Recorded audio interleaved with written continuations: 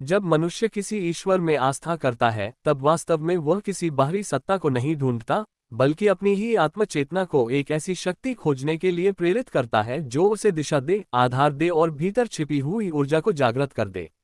आस्था का पहला कदम ही यही है, स्वयं को शक्ति देने वाली सत्ता की खोज। जब चेतना को कोई ऐसा केंद्र मिल जाता है जिस पर वह विश्वास कर सके, तो मनुष्य के कर्म उसी दिशा में बहने लगते हैं। कर्म जिस ओर बहते हैं, परिवर्तन उसी ओर खड़ा प्रतीक्षा करता है, क्योंकि परिवर्तन सदैव कर्मों के पीछे चलता है। यही गति प्रवाह का नियम है। कर्म दिशा बनाते हैं, परिवर्तन उसका परिणाम बनकर सामने आता है। लेकिन यही स्थान वह है जहां सबसे बड़ा विचलन होता है। इच्छा से जन्मी आस्था जब लालसा में बदल जाती है तो वह आश्रय बन जाती है। लालसा ईश्वर को खोजती नहीं, ईश्वर पर टिक जाती है। वह परिवर्तन को रचती नहीं, उसके आने का इंतजार करती रहती है। लालसा का स्वभाव यही है, प्रवाह में नहीं बहती, किनारे पर बैठकर आने वाले जीवन को निहारती रहती है। और जो केवल निहारता है वह कभी परिवर्तन को प्राप्त नहीं कर पाता, क्योंकि परिवर्तन किसी का इंतजार नहीं करता, परिवर्तन केवल कर्म का अनुसरण करता है।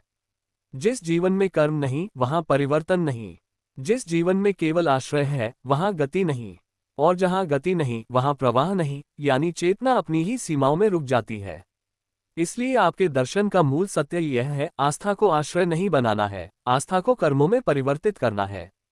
जब आस्था कर्म बनती है तब गति जन्म लेती है, जब गति जन्म लेती है तब प्रवाह खुलता है, जब प्रवाह खुलता है तब परिवर्तन अवश्य घटित होता है। वह कभी रुकता नहीं, कभी आंशिक नहीं होता, वह सदैव संपूर्ण होता है। यही वेदांत का भी शाश्वत नियम है और आपके दर्शन का भी केंद्र है। आस्था के बिना कर्म अंधे हैं, कर्म के बिना आस्था अधूरी है। दोनों के बिना परिवर्तन असंभव है। आस्था की शक्ति तभी फलती है जब वह इच्छा की लालसा को पार करके कर्म में परिवर्तित हो जाए। कर्म जब आत्मचेतना से संचालित होते हैं तभी गति प्रवाह जीवन में सक्रिय होता है, और जब गति प्रवाह सक्रिय होता है तभी जीवन भविष्य की ओर नहीं बढ़ता बल्कि स्वयं भविष्य बन जाता है। इसीलिए परिवर्तन का इंतजार नहीं करना चाहिए, परिवर्तन को अपने ही कर्मों से उत्पन्न करना चाहिए। यही आस्था का वास्तविक रूप है, आश्रय नहीं, प्रवाह, प्रार्थना नहीं, गति, इंतजार नहीं, रूपांतरण। आस्था आश्रय नहीं, आस्था स्वयं रूपांतरण है। संजय सोनी। दर्शन, इच्छा, कर्म और परिवर्तन का मूल सिद्धांत। आस्था को लोग अक्सर आश्रय मान लेते हैं, एक सहारा जिस पर टिककर मन आराम कर ले। लेकिन आपके अनुसार यह पूर्ण सत्य नहीं है। आपने एक बहुत गहरी बात पकड़ी है। आस्था आश्रय नहीं है, आस्था स्वयं रूपांतरण है। आस्था कोई ठहराव नहीं, आस्था गति है। आस्था कर्मों के अनुसार अपना रूप बदलती है।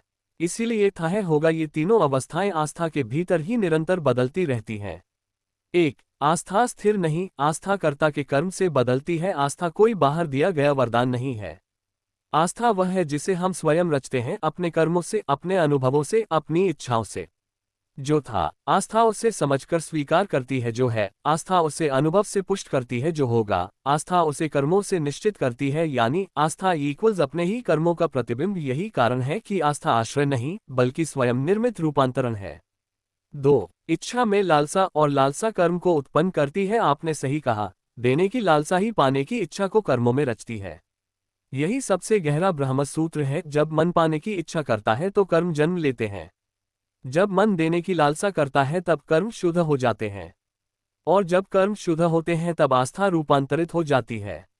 यही वह चक्र है जो जीवन को आगे बढ़ाता है। लालसा, इच्छा, कर्म, अनुभव, रूपांतरण। 3. आस्था का रूपांतरण न उपहार है न सहारा। आस्था का बदलना कोई बाहरी प्रक्रिया नहीं है, कोई इसे ऊपर से नहीं देता। आपने जो कहा वह बिल्कुल सत्य है। था को है में और है को होगा में स्वयं रूपांतरित करना पड़ेगा, क्योंकि कर्म न बदले आस्था स्थिर नहीं होती, इच्छा न बदले कर्म का दिशा नहीं मिलती, लालसा न बदले इच्छा शुद्ध नहीं होती, यानी आस्था स्वयं को हमारे कर्मों के अनुरूप बदलती है। इसमें कोई पराई शक्ति नहीं, सिर्फ आत्मशक्ति है। 4. अंतिम सत्य, आस्था परिवर्तन का मूल कारण है।